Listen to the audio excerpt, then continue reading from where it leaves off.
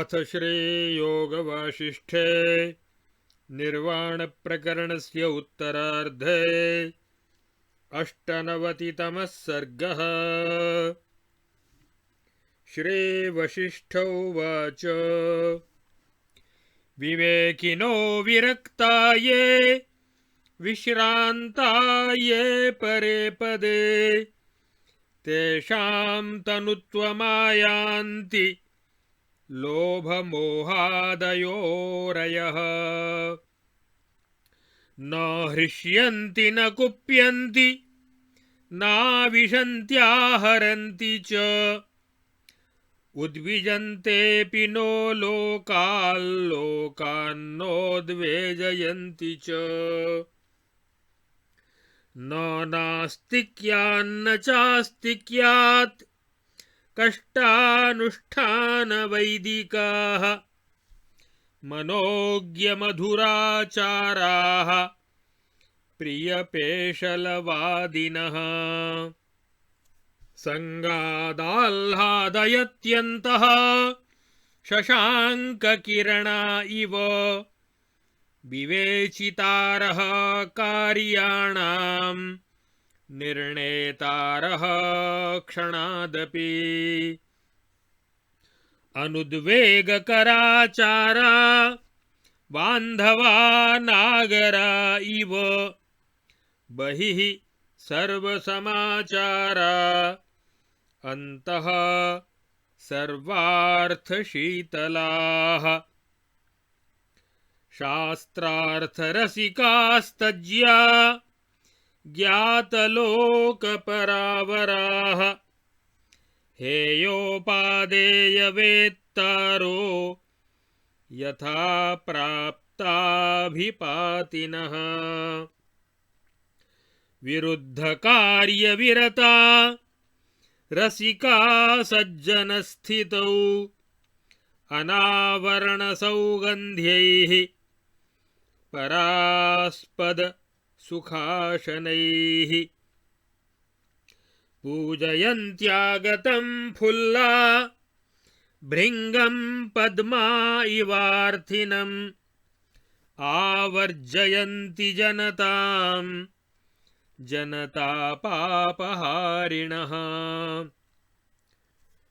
शीतलास्पदवत् स्निग्धाः प्रावृषीव पयोधराः भूभृद्भङ्गकरं धीरा देशभङ्गदमाकुलम् रोधयन्त्यागतं क्षोभं भूकम्पमिव पर्वताः उत्साहयन्ति विपदि सुखयन्ति च सम्पदि चन्द्रबिम्बोपमाकारा दारा इव गुणाकराः यशः पुष्पामलदिशो भावि सत्फलहेतवः पुंस्कोकिलसमालापा माधवा इव साधवः कल्लोलबहुलावर्तं व्यामोहमकरालयम् लुठन्तमिव हेमन्तं लोडयन्तं जनास्पदं बीचिविक्षोभचपलं परचित्तमहार्णवम् तच्च रोधयितुं शक्तास्तटस्थाः साधुपर्वताः आपत्सु बुद्धिनाशेषु कल्लोलेष्वाकुलेषु च संकटेषु दुरन्तेषु सन्त एव गतिः सताम् एभिश्चिह्नैरथान्यैश्च ज्ञात्वा तानुचिताशयान् आश्रयेतैकविश्रान्त्यै श्रान्तः संसारवर्त्मना यस्मादत्यन्तविषमः संसारोरगसागरः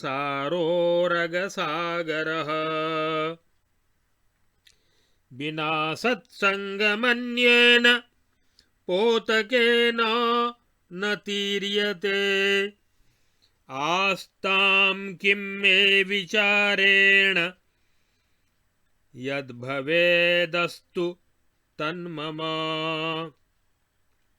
इत्यन्तः कल्कमासाद्य न स्थेयं गर्तकीटवत् एकोऽपि विद्यते यस्य गुणस्तं सर्वमुत्सृजन्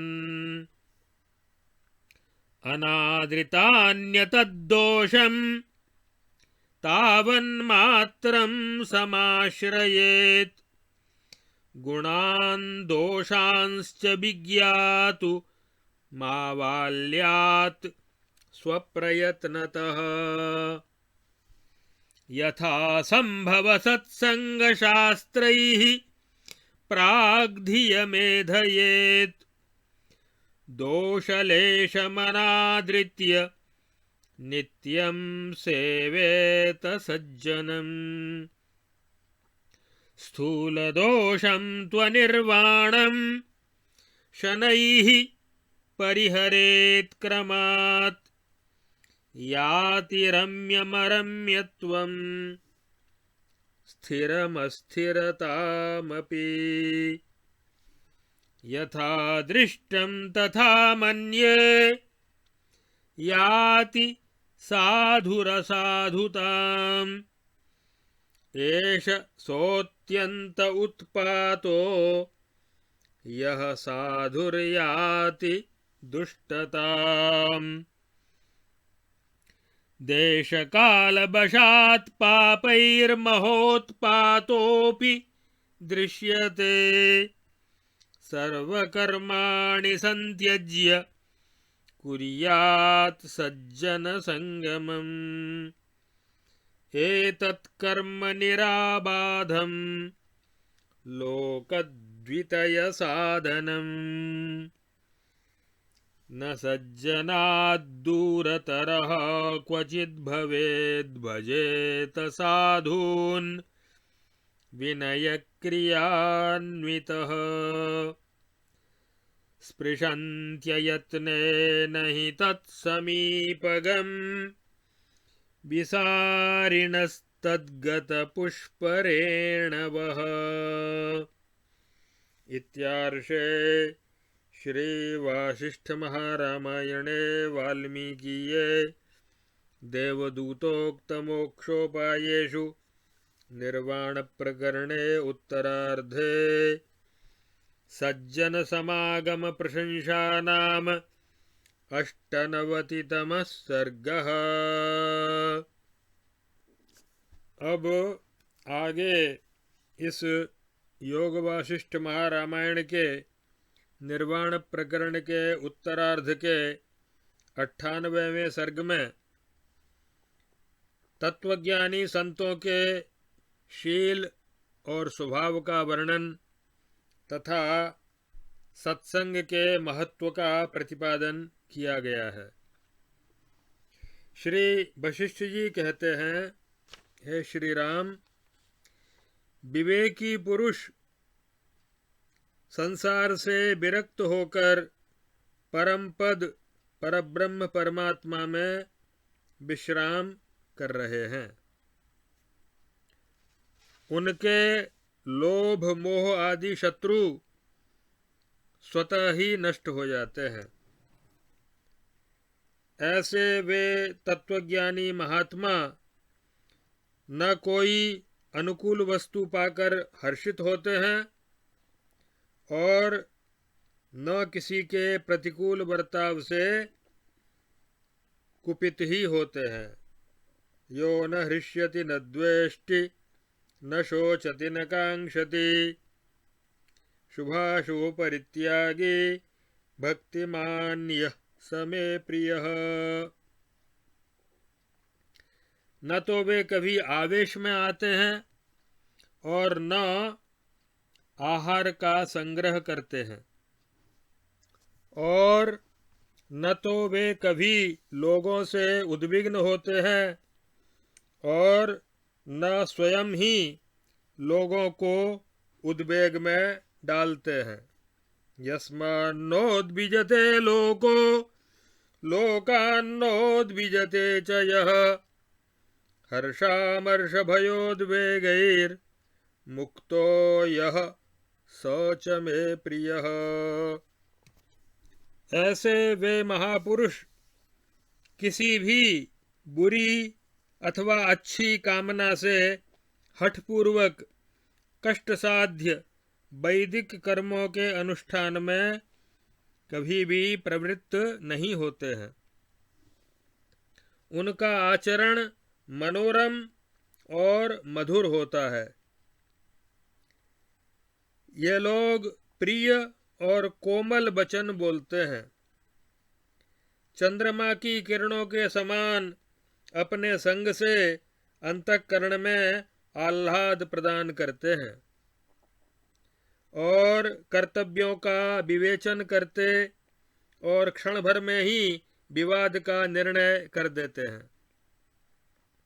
उनका आचरण दूसरों को उद्वेग में डालने वाला नहीं होता। वे सबके प्रति बंधुभाव रखते हैं और बुद्धिमानों के समान समुचित बर्ताव करते हैं। बाहर से उनका आचरण सबके समान ही होता है, किंतु भीतर से वे सर्वथा शीतल होते हैं। तत्वज्ञानी महात्मा शास्त्रों के अर्थों में बड़ा रस लेते हैं। जगत में क्या उत्तम है और क्या अधम है अथवा भला बुरा है, इसका उन्हें अच्छी तरह ज्ञान होता है। त्याज्य और ग्राह्य का भी वे ज्ञान रखते हैं तथा प्रारब्धवश जो कुछ प्राप्त हो जाए उसका अनुसरण करते हैं। लोक और शास्त्र के विरुद्ध कार्यों से वे सदा विरत रहते हैं। सज्जनों के बीच रहने या सत्संग करने के रसिक होते हैं। घर पर आए हुए याचक रूपी भ्रमर का वे प्रफुल्ल कमलों के समान अपने ज्ञान का अनावृत सुगंध फैलाकर तथा उत्तम आश्रय एवं सुखद भोजन आदि देकर उनका सत्कार आदर सत्कार करते हैं। जनता को अपनी ओर खींचते हैं और लोगों के पाप ताप हर लेते हैं। वर्षा काल के मेघों की भांति वे स्निग्ध एवं शीतल होते हैं। धीर स्वभाव वाले ज्ञानी पुरुष राजाओं के नाशक और देश को छिन्न भिन्न करने वाले व्यापक जनक्षोभ को उसी प्रकार रोक देते हैं जैसे पर्वत भूकंप को रोक देते हैं। ज्ञानी पुरुष चंद्रमंडल के समान सुंदर अंग वाली गुणशालिनी पत्नी के समान विपत्ति काल में उत्साह एवं धैर्य प्रदान करते हैं और संपत्ति के समय सुख पहुंचाते हैं। साधु पुरुष वैशाख मास या बसंत के समान अपने सुयश रूपी पुष्प से संपूर्ण दिशाओं को निर्मल बनाते हैं और उत्तम फल की प्राप्ति में कारण बनते हैं और कोकिल के समान मीठी वाणी बोलते हैं। आपदाओं में बुद्धिनाश के अवसर पर भूख प्यास शोक मोह तथा जरा मरण इन 6 उर्मियों के प्राप्त होने पर व्याकुलता की दशा में तथा घोर संकट आने पर साधु पुरुष ही सत्पुरुषों के आश्रयदाता होते हैं। काल और सर्प से भरे हुए अत्यंत भयंकर संसार सागर को सत्संग रूपी जहाज के बिना दूसरी किसी नौका से पार नहीं किया जा सकता। उपर्युक्त उत्तम गुणों में से एक भी गुण जिसमें उपलब्ध हो, उसके उसी गुण को सामने रखकर उसमें दिखने वाले सब दोषों की उपेक्षा करके उसका आश्रय लेना चाहिए। सारे कामों को छोड़कर सत्पुरुषों का संग करना चाहिए, क्योंकि यह सत्संग रूपी कर्म निर्बाध रूप से इहलोक और परलोक दोनों का साधक होता है। किसी समय भी सत्पुरुष से अधिक दूर नहीं रहना चाहिए। विनय युक्त बर्ताव करते हुए सदा साधु पुरुषों का सेवन करना चाहिए, क्योंकि सत्पुरुष के समीप जाने वाले मनुष्य का उसके शांति आदि प्रसरणशील उत्तम गुण अनायास ही स्पर्श करते हैं। जैसे सुगंधित पुष्प वाले वृक्ष के निकट जाने से उसके पुष्प पराग बिना यत्न के ही सुलभ हो जाते हैं। शंकराचार्य जी ने भी कहा है, सत्संगत्वे निस्संगत्वं, निस्संगत्वे निर्मोहत्वं, निर्मोहत्वे निश्चलितत्वं, निश्चलितत्वे जीवन मुक्तिः।